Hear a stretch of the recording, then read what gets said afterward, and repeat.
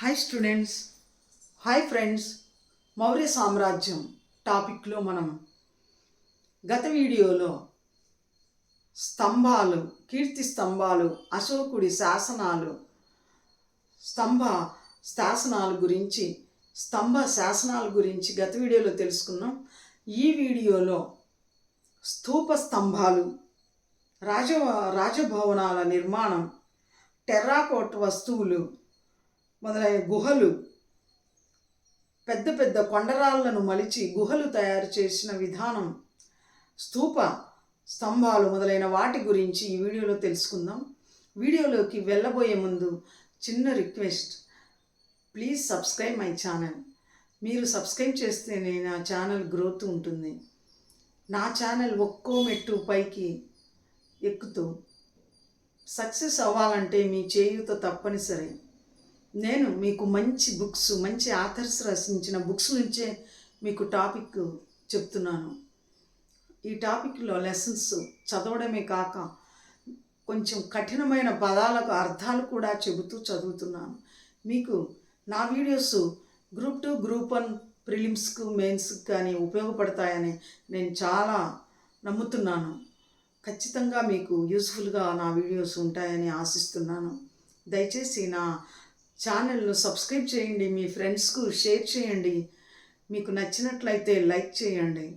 ఈ విధంగా నా ఛానల్ని సక్సెస్ వైపు నడిపిస్తారని నేను ఆశిస్తున్నాను.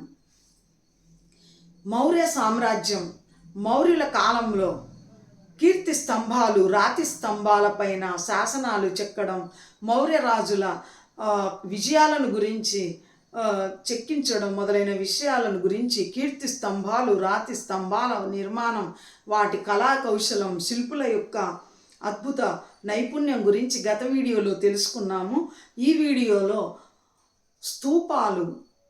స్తూపాలు స్మారక చిహ్నాలుగా ఎలా మలిచారు అన్న విషయాలను గురించి తెలుసుకుందాము. అలాగే పెద్ద పెద్ద కొండరాళ్లను గుహలుగా ఎలా మలిచారని తెలుసుకుందాము. రాజభవనాలు, రాజసౌధాలు ఎలా నిర్మించారని తెలుసుకుందాము. టెర్రాకోట్ వస్తువులు ఏవేవి వీరు వాడారని తెలుసుకుందాము. ఈ వీడియోలో ఈ విషయాలన్నీ తెలుసుకుందాము. Thank you. మౌర్య సామ్రాజ్యం, మౌర్య చక్రవర్తుల కాలంలో, ముఖ్యంగా అశోకుడి కాలంలో స్తూప స్తంభాలు, స్తూపం అంటే ఇటుకలతోనో రాతితోనో మలిచిన వృత్తాకార వేదిక. వేదిక అంటే అరుగు, వృత్తాకారం అంటే గుండ్రటి వేదిక. స్తూపం అంటే ఇటుకలతోనో రాతితోనో మలిచిన వృత్తాకార వేదిక. ఆ వేదిక మీద గోళాకారమైన నిర్మాణం, ఆ వేదిక మీద నిలిపిన గోళాకారమైన నిర్మాణం. ఈ గోళాకార నిర్మాణం పైన ఛత్రం ఉంటుంది, ఒక ఛత్రం ఉంటుంది. దీనినే స్తూప స్తంభాలు అని పిలిచేవారు. ఈ స్తూప స్తూపం ఇటుకలతోనో రాతితోనో మలిచిన వృత్తాకార వేదిక. ఈ వేదిక మీద నిలిపిన గోళాకారమైన నిర్మాణం. ఈ గోళాకారమైన నిర్మాణం పైన ఛత్రం ఉంటుంది. ఈ అద్భుతమైన స్తూప నిర్మాణాలను పెద్ద పెద్ద రాతి శిలలను తొలచి మలచి ఆనాటి కళాకారులు, శిల్పకారులు నైపుణ్యంతో నిర్మించినవి. దీనిపైన ఒక ఛత్రం కూడా ఉంటుంది. ఈ ఛత్ర ఆకృతి ఆధ్యాత్మిక సార్వభౌమత్వానికి ఒక ప్రతీక. ఆధ్యాత్మిక అంటే దైవ సంబంధమైన, మతపరమైన నమ్మకం. ఆధ్యాత్మిక సార్వభౌమత్వానికి ప్రతీక. సార్వభౌమత్వం అంటే ఇక తిరుగులేనిది, అద్భుతమైన అధికారం, ఉచ్చస్థాయి, అత్యున్నత స్థాయి. ఆధ్యాత్మిక సార్వభౌమత్వానికి ప్రతీక అంటే ఈ స్మారక స్తూపాలను, రాతి స్తూపాలను బౌద్ధ మత బోధనలను, చక్రవర్తి విజయాలను, పవిత్రమైన బుద్ధుని బోధనలను, పవిత్రమైన స్మారక చిహ్నాలను ఈ రాతి స్తూపాలలో తెలియజేసేవారు, ఈ రాతి స్తూపాలపై చెక్కేవారు. కాబట్టి ఇవి ఆధ్యాత్మిక సార్వభౌమత్వానికి ప్రతీక అని తెలియవస్తుంది. ఒక్కోసారి ఈ స్తూపం చుట్టూ అలంకృతమైన రాతి ప్రహరీ ఉండేది. ఈ రాతి ప్రహరీని శిల్పులు చాలా అద్భుతంగా ప్రావీణ్యంతో మలిచారు. రాతి ప్రహరీ గోడను ఎంతో కళా ప్రక్రియతో, గొప్ప కళా నైపుణ్యంతో నిర్మించారు. ఈ ప్రహరీకి ఒకటి లేదా అంతకన్నా ఎక్కువ తలుపులు ఉండేవి. ఈ రాతి స్తూపం చుట్టూ అందమైన కళాకృతులతో ఒక ప్రహరీ ఉండేది. ఈ ప్రహరీ రాతితో నిర్మించడమైనది, శిలాకృతులతో నిర్మించడమైనది. ఈ అందమైన ప్రహరీకి ఒకటి లేదా అంతకన్నా ఎక్కువ తలుపులు కూడా ఉండేది. ఈ రాతి శిలా స్తూపం అనగా ఇటుకతోనో రాతితోనో తయారు చేసిన వృత్తాకార వేదిక.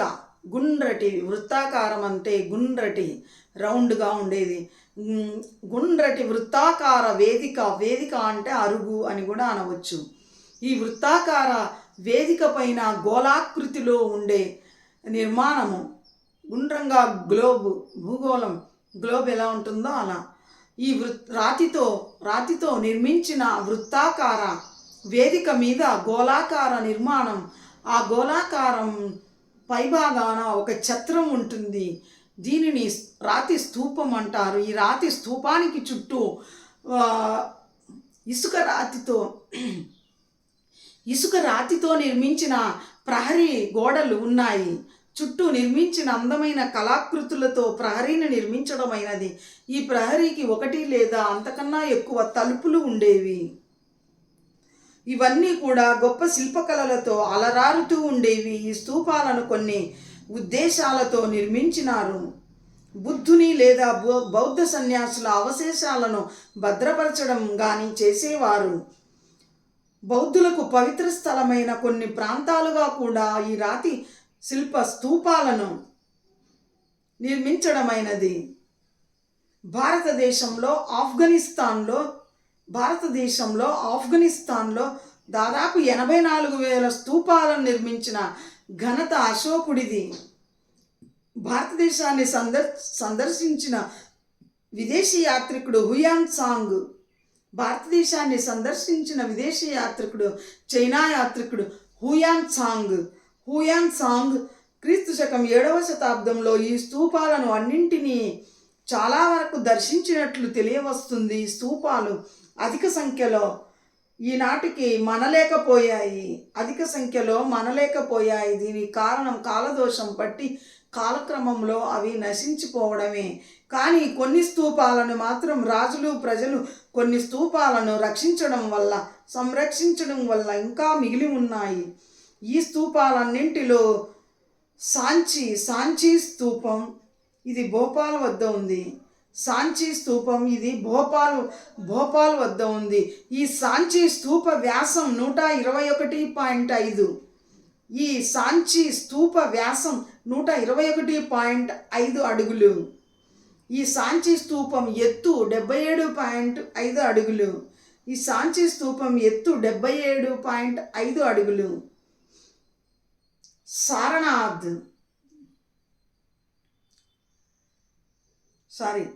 ఈ స్తూపాలన్నింటిలో సాంచీలోని స్తూపం ఇది భోపాల్ వద్ద ఉంది.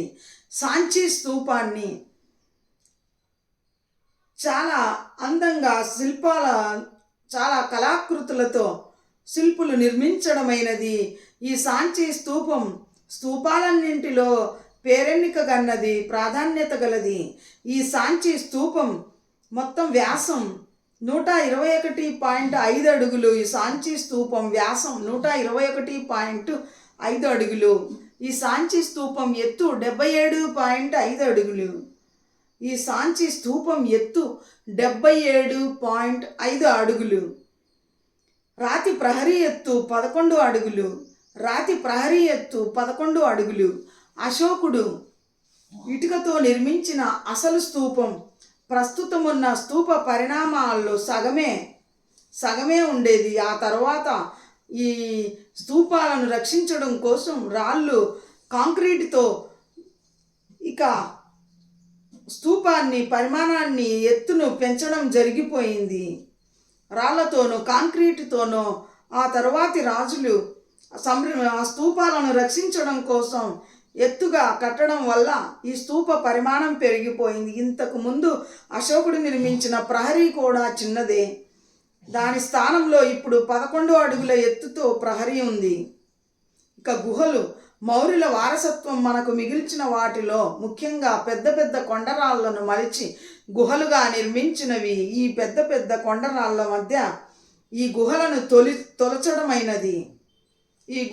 తొలచడమైనది. గుహల లోపలి భాగం గోడలు అద్దంలాగా నున్నగా తలతలలాడేటట్టు శిల్పులు తొలచడమైనది. ఎంతో ఓర్పుతో, అనంతమైన శ్రమశక్తితో, నైపుణ్యంతో నిర్మించిన ఈ గుహల్లో బౌద్ధ సన్యాసులు నివసించేవారు.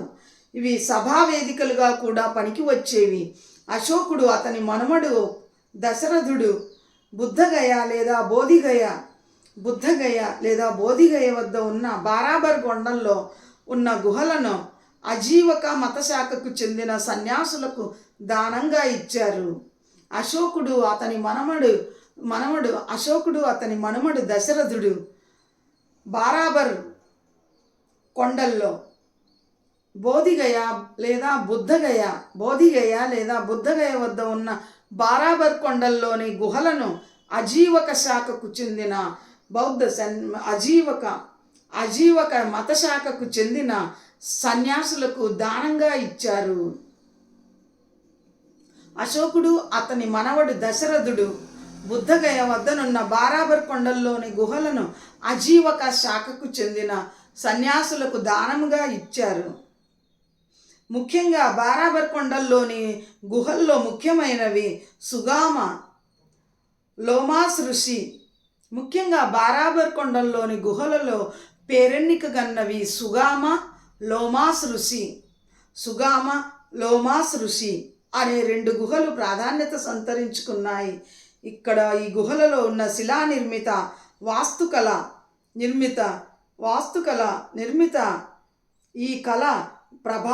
ఈ కళా ప్రభావం కొట్టవచ్చినట్లు కనిపిస్తుంది. ఈ రాతిని తొలిచే పద్ధతి బారాబర్ గుహలు మొదటి ఉదాహరణగా ఉన్నాయి.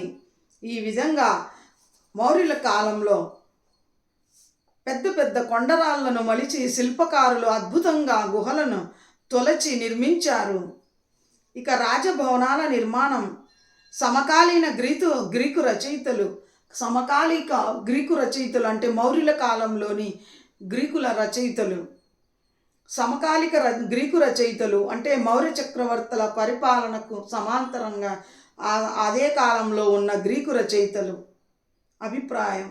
సమకాలిక గ్రీకు రచయితలు పాటలీపుత్రంలోని రాజసౌధాలను, వాటిలోని గొప్ప గొప్ప దర్బారు హాళ్లను మొదలైన వాటిని ప్రస్తావించడమే కాకుండా ప్రపంచంలోనే అత్యద్భుతమైన నిర్మాణాలుగా వీటిని ప్రశంసించారు. సమకాలీన గ్రీకు రచయితలు ఈ మౌర్య చక్రవర్తుల కాలంలోని రాజసౌధాలు, రాజభవనాల్లోని దర్బారు హాళ్ళు, అంతఃపురంలోని దర్బారు హాళ్ళు, రాజభవనాల్లోని ఆ దర్బారు హాళ్ళు గొప్ప ప్రపంచంలోని అత్యద్భుతమైన నిర్మాణాలుగా ప్రశంసించారు. పాహియాన్ అనే చైనా యాత్రికుడు క్రీస్తు శకం 4వ శతాబ్దంలో భారతదేశాన్ని సందర్శించేందుకు వచ్చాడు. అతడు ఆ రాజప్రాసాదాలను చూసి వాటి నిర్మాణ కౌశలానికి అత్యంత ఆశ్చర్యపోయాడు. కానీ ఈనాటికి కాలక్రమంలో అవి నశించిపోయాయి. ఇటీవలి పురాతత్వ తవ్వకాల్లో కొన్ని అవశేషాలను కనుగొన్నారు. అలా పురాతత్వ తవ్వకాల్లో బయటపడిన వాటిలో అత్యద్భుతమైనది 100 స్తంభాలున్న హాళ్ళు. ఇలా పురాతత్వ తవ్వకాల్లో బయటపడిన అత్యద్భుతమైన నిర్మాణం 100 స్తంభాలున్న హాళ్ళు. ఇక టెర్రాకోట్ వస్తువులు మౌర్యుల కాలంలో మౌర్యులకు సంబంధించిన వివిధ ప్రాంతాల్లో ఈ టెర్రాకోట్ వస్తువులు, వివిధ సైజుల్లో టెర్రాకోట్ వస్తువులు కనిపిస్తాయి. మట్టితో చేసిన మాతృదేవత ప్రతిమలు కూడా కొన్ని కనిపించాయి. ఇవి మౌర్యుల కంటే పూర్వయుగంలోని మాతృ ఆరాధన సాంప్రదాయాన్ని మౌర్యుల కాలంలో కూడా పాటించినట్లు తెలియవస్తుంది.